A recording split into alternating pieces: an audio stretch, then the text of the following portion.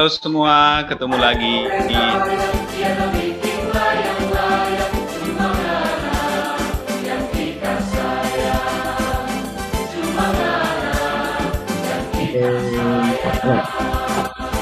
berjumpa lagi ya teman-teman semua. Jumpa lagi Pak Haryo. Ya. Selamat siang semuanya. Gimana? Sudah makan semua? Sudah loh Mas. Sudah Pak. Ya, Sudah masih Pak. Semangat kan? Semangat. Semangat Pak, semangat. Semangat. Saya makannya. Ya. Untuk menguji semangat kita pakaikan jargon kita ya. Silakan dibuka mikrofonnya semua. Kemarin Ya. dibilang gini. Kita buka dulu mikrofonnya. Kita pakaikan jargon kita.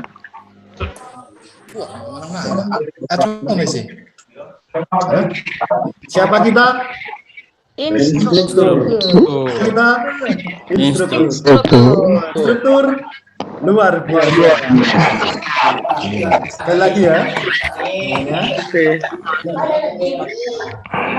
Siapa kita? Instruktur. Siapa kita? Instruktur.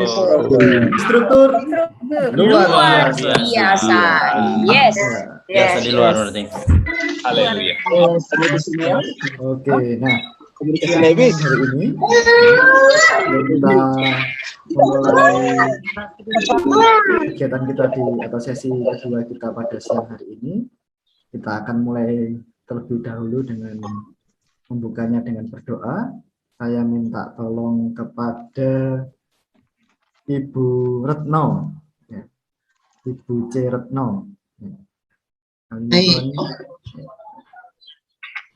Silakan. Baik, terima kasih. Buder Bapak Ibu, marilah kita awali kegiatan kita di siang hari ini dengan berdoa. Dalam nama Bapa dan Putra dan Roh Kudus. Amin. Bapa yang Maha Baik, puji dan syukur kami aturkan kepadamu. Terima kasih atas kasih-Mu yang senantiasa Kau limpahkan kepada kami, sehingga kami dapat berkumpul bersama di ruang Zoom meeting ini untuk melaksanakan diklat instruktur hari yang kedua, sesi yang kedua. Sudilah kiranya Engkau hadir di tengah-tengah kami, agar kegiatan kami ini dapat berjalan dengan lancar. Doa ini kami aturkan dengan pengantaran Kristus Tuhan kami. Kemuliaan kepada Bapa, Putra, dan Roh Kudus, seperti pada permulaan, sekarang, selalu, dan sepanjang segala. Amin. Dalam nama Bapa dan Amin. Terima kasih Bu Retno. Amin. Sudah memimpin doa pada sesi yang kedua ini. Ya. Kita akan kembali belajar dan berdiskusi bersama nanti dengan Mas Hendy. Nah, sebelum waktu saya serahkan kepada Mas Hendy, saya ingin membuka kembali dengan pantun untuk siang hari ini. Kue bolu, kue donat, dimakan saat hujan kilat, walau lelah dan penat, tapi kita harus tetap semangat. Mantap. Oke. Ya. Kepada Mas Hendy, waktu kami serahkan ya untuk dimulai. Terima kasih Pak Iwang, Pak Haryo ya, Pak Haryo Diwangkara, namanya panggilannya Pak Iwang. Selamat siang Bapak Ibu, Buder, Suster, selamat siang. Selamat siang. Masih semangat semuanya ya, para instruktur. Masih.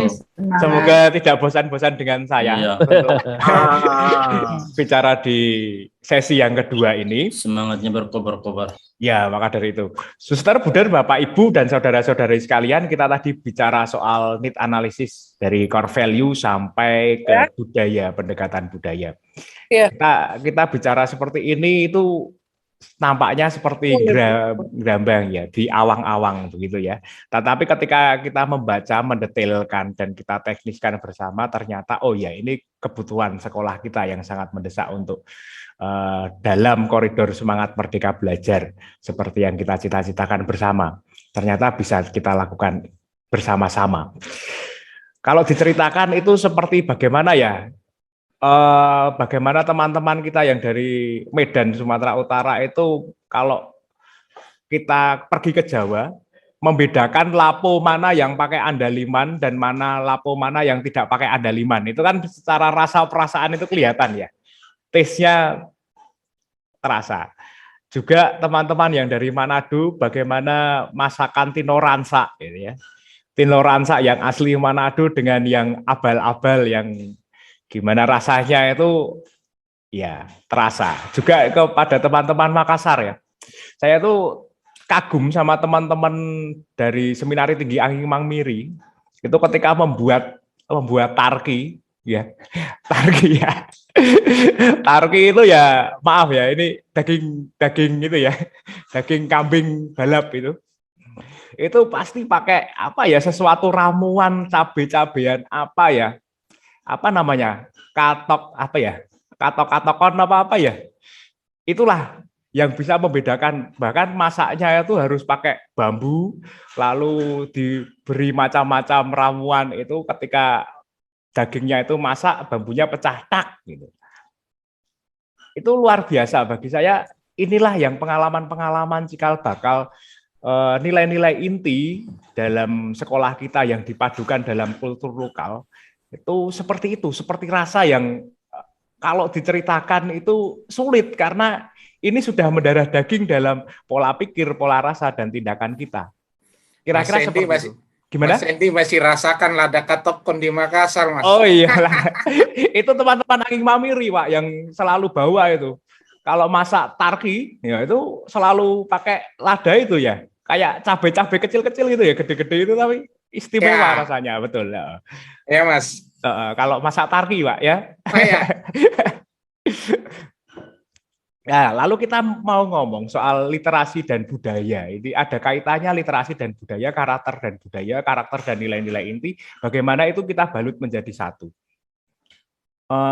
Izinkan saya untuk share screen untuk memberikan materi pada siang hari ini. Ya, kita mulai pendalaman materi kita, melanjutkan rekoleksi kita hari ini. Suster, Buder, Bapak, Ibu, dan saudara-saudari sekalian. Kita ngomong soal literasi, itu apa sih sebenarnya literasi? Ini kenyataan bahwa kita itu berada dalam, ya kemarin kita ngomong soal minat baca Indonesia itu masih rendah.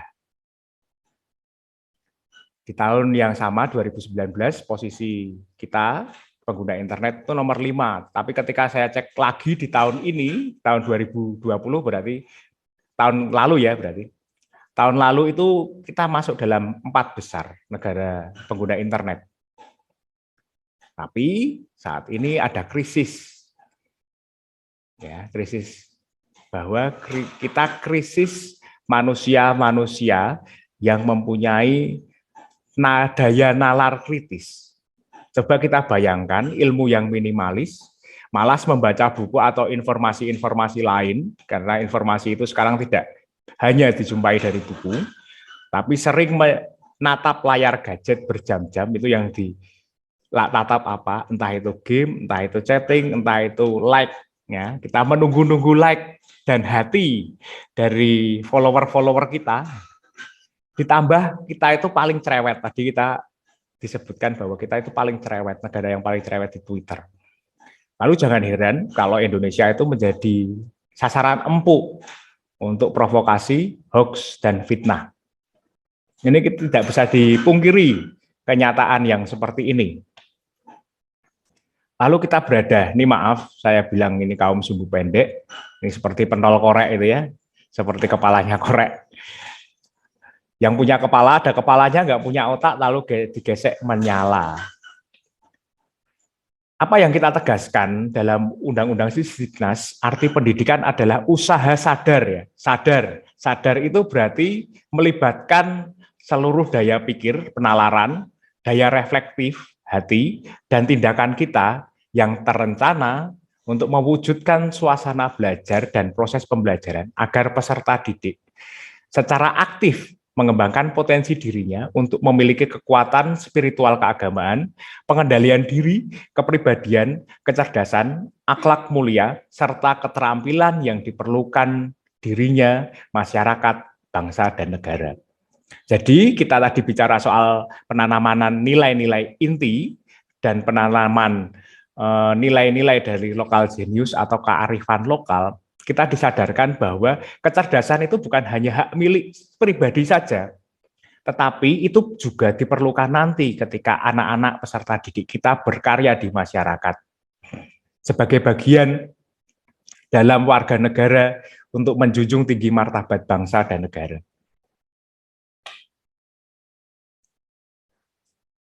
Literasi itu berasal dari kata literatus.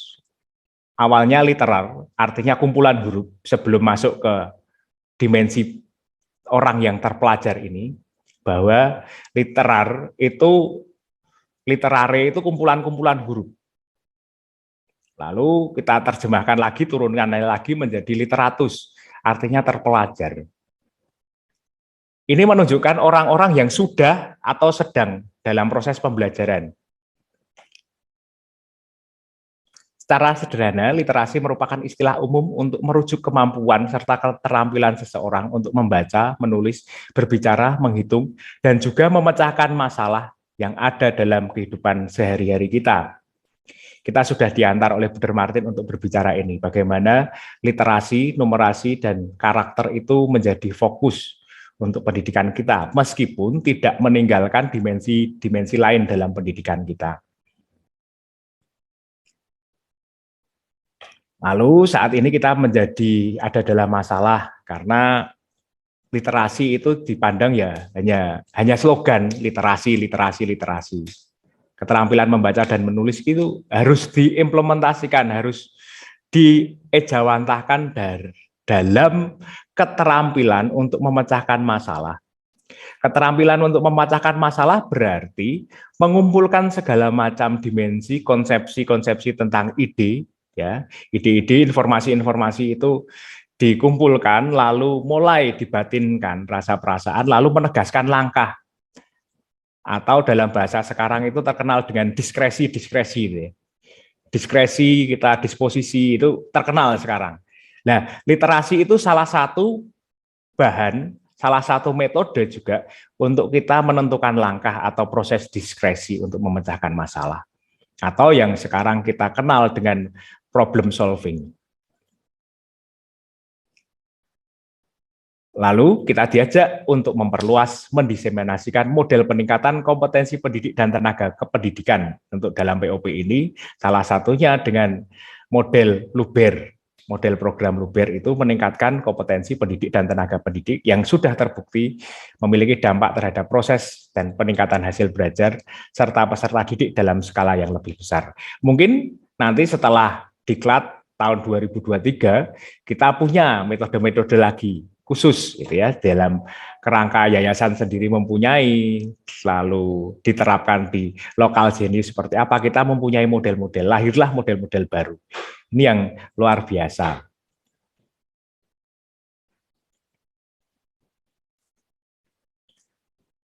Lalu kita diajak untuk sebenarnya literasi itu apa sih? Kalau dalam bahasa UNESCO dan PISA, ya ini seperangkat keterampilan yang nyata, terutama dalam keterampilan di dalam membaca dan menulis yang terlepas dari para konteks di mana, jadi dari konteks-konteks di mana keterampilan itu didapatkan dan juga siapa yang telah memperolehnya. Menurut UNESCO, literasi merupakan pemahaman seseorang mengenai literasi itu sendiri, mengenai yang tadi, proses membaca tadi, berpikir, menalar itu, dan problem solving tadi akan dipengaruhi oleh kompetensi bidang akademik, konteks nasional, institusi, nilai-nilai budaya, serta pengalaman-pengalaman. Jadi literasi tidak hanya dilihat dari pengalaman membaca, tetapi pengalaman itu dikontekstualisasikan dalam pengalaman-pengalaman hidup harian. Lalu dalam PISA kita melihat dan merasakan bahwa inilah yang diminta ya. Karena PISA itu merupakan standar internasional untuk mengukur kognitif dan nanti turunannya akan banyak. Kemampuan itu diartikan sebagai kapasitas murid untuk memahami, menggunakan, mengevaluasi, merenungkan, dan memaknai teks untuk mencapai tujuan, mengembangkan pengetahuan dan potensi, serta berpartisipasi dalam masyarakat. Kemarin masalah-masalah PISA itu sudah diungkapkan oleh Buder Martin. Lalu dalam diklat ini apa yang mau kita gerakkan sebagai instruktur dan kepala sekolah? Kita mulai cara pandang tentang pembelajaran. Harus kita merubah mindset kita bahwa zaman dulu itu saya sekolah itu selalu pakai satu mata pelajaran itu minimal 4 buku. Buku paket, 2, buku tulis, dan buku LKS, ada 4. Jadi kalau sekolah itu seperti berangkat perang itu ya. Ada buku di tas, ada tas jinjing kecil, dan itu saya pergi naik sepeda. Lalu ketika itu pada saat kelas 2 itu ya, kelas 2 itu saya terserempet karena stang sepeda saya itu oleng sebab ada buku yang ada di stang itu ya. Di tas saya taruhkan di stang. Itu mudah oleng. Jadi saya terpleset. Terpleset karena terserempet. Jadi kita melihat dinamika pembelajaran kita itu seolah-olah dengan buku itu aman. Tapi saya baru sadar ketika dulu di seminari guru bahasa Latin namanya Romo Madio. Romo Madio itu kalau mengajar itu jarang membawa buku ya, karena prinsipnya adalah omnia mecum porto. Jadi aku membawa semuanya dalam diriku. Nah itu luar biasa. Itu yang menjadi saya ingat terus. Aku membawa semuanya dalam diriku. Lalu kita akan digerakkan mulai juga dari cara dan strategi belajar, membentuk pengalaman belajar, itu yakni mengembangkan kepenuhan kemanusiaan peserta didik. Jadi kurikulum kita yang akan kita kembangkan tidak hanya berupa desain-desain instruksional untuk belajar saja, tetapi untuk membuat pengalaman belajar, sekali lagi pengalaman belajar peserta didik dan guru ya. Guru ya dalam Merdeka Belajar kan terus-menerus harus upgrade dan update. Itu sambung dengan realitas pengalaman-pengalaman lokal dan realitas apa yang dialami oleh guru dan peserta didik dalam kehidupan nyata.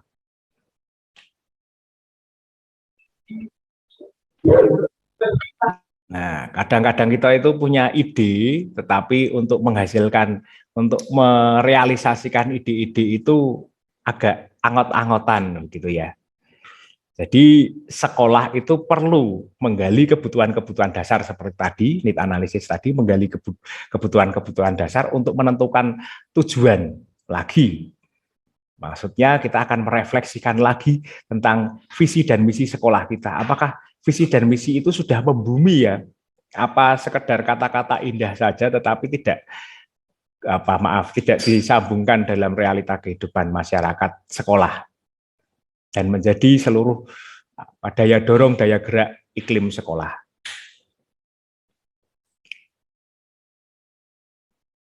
Lalu kita diajak bersama yayasan.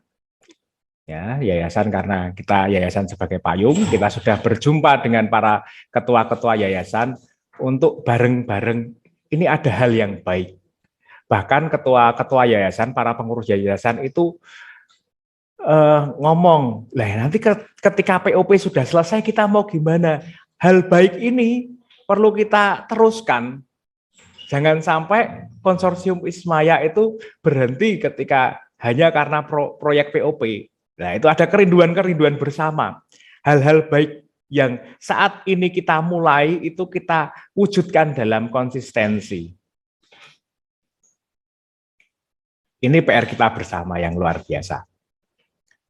Jadi Bapak Ibu Suster Buder, kita akan sering berkumpul sebagai anggota konsorsium untuk arisan ya, arisan tentang pendidikan loh. Ini luar biasa loh. Kita sebagai instruktur atau kepala sekolah dan guru-guru nanti adalah salah satu agen cerdas yang bisa merubah dinamika masyarakat melalui perubahan diri. Sebagai tadi yang dikatakan bahwa guru adalah jantung kurikulum, guru yang menjadi garda depan untuk keteladanan. Maka di sini sebagai komunitas yang literat, guru perlu untuk literasi terlebih dahulu sebelum mengajarkan literasi kepada murid. Maka dari itu kemampuan literasi dan menumerasi itu ada dalam pembentukan karakter. Nah, kalau ketika pembentukan ini holistik, secara utuh dan menyeluruh, kita masuk dalam dimensi-dimensi ide tadi. Dimensi ide maksudnya kita lagi menggali nilai-nilai inti, menggali kearifan-kearifan lokal, supaya kita itu menjadi, dan informasi-informasi yang kita serap, kita cecap, entah itu dalam media apa, lalu kita masukkan dalam proses pengolahan dalam otak kita, critical thinking, dan juga proses evaluasi hati nurani. Nanti proses pertimbangan-pertimbangan itu juga perlu. Hingga akhirnya kita mampu untuk mengedepankan karakter Pancasila. Karakter Pancasila itu nanti akan kita jelaskan lebih dalam ketika ngomong soal karakter. Ini strategi insan cendekia seperti ini. Lalu kebutuhan dasar pendidikan kita saat ini, keterampilan menyampaikan gagasan atau coding literasi, penalaran analitis kritis, keterampilan komunikasi, keterampilan bidang teknologi informasi, keterampilan manajemen simpul dan jaring atau jala ikan, kemampuan perencanaan dan organisasi untuk inovasi. Ini kebutuhan-kebutuhan pendidikan abad 21. Bagi sekolah-sekolah yang mohon maaf sebelumnya ketika pemerataan pendidikan ini kurang merata ya, pemerataan pendidikan ini yang kurang bisa meluas, itu kan kadang-kadang ada kesenjangan dalam hal-hal tertentu. Bagaimana kita menggali dimensi bidang teknologi informasi digital, sedangkan listrik aja masih pakai diesel ya. Ada beberapa juga masih pakai penerangan-penerangan yang lalu, misalnya masih pakai lampu petromak atau lampu apa gitu. Nah, ini tadi yang saya katakan bahwa guru dalam program Merdeka Belajar ini, semangat Merdeka Belajar adalah guru yang sebagai influencer.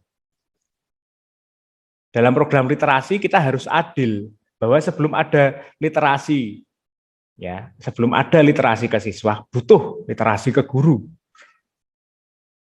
Supaya guru juga mengalami pengalaman belajar yang berkelanjutan. Kan tidak bisa atau tidak adil juga kita lulus kuliah tahun 80-an misalnya. Kita menerapkan disiplin-disiplin ilmu 80-an untuk mendidik anak-anak didik kita yang generasi-generasi sekarang itu. Dibanjiri dengan informasi yang demikian cepat, ya, guru diajak untuk mampu menjadi problem solver dengan dinamika-dinamika pembelajaran yang kritis dan reflektif. Jadi kritis saja tidak cukup, tapi butuh reflektif juga. Maka dari itu dinamika diklat kita kan menggunakan critical thinking model Thayer, yang ngomong soal reflektif itu menjadi puncak dari critical thinking. Lalu guru diharapkan mampu untuk mempengaruhi, entah itu kepada diri sendiri, memberi pengaruh kepada diri sendiri, ya karena sharing-sharing kita tadi, kita mempunyai daya dorong, daya juang, bahkan kemartiran, ya. Dari diri guru dulu berubah, berbenah, berubah, lalu kita baru menggerakkan berdaya guna, berdaya ubah, lalu menjadi guru yang asik bagi siswa. 3 hal ini yang dalam proses belajar kita perlu kita tanamkan bersama.